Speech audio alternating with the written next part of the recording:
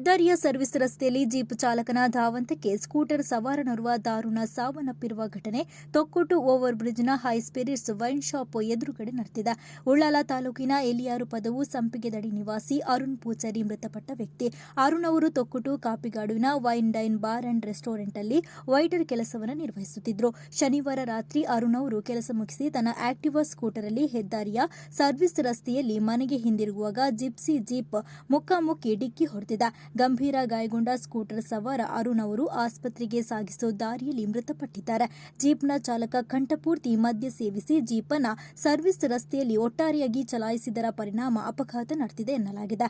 ಮಂಗಳೂರು ದಕ್ಷಿಣ ಸಂಚಾರಿ ಠಾಣಾ ಪೊಲೀಸರು ಜೀಪ್ ಚಾಲಕನನ್ನ ವಶಕ್ಕೆ ಪಡೆದು ವೈದ್ಯಕೀಯ ಪರೀಕ್ಷೆಗೆ ಒಳಪಡಿಸಿ ಪ್ರಕರಣವನ್ನು ದಾಖಲಿಸಿಕೊಂಡಿದ್ದಾರೆ.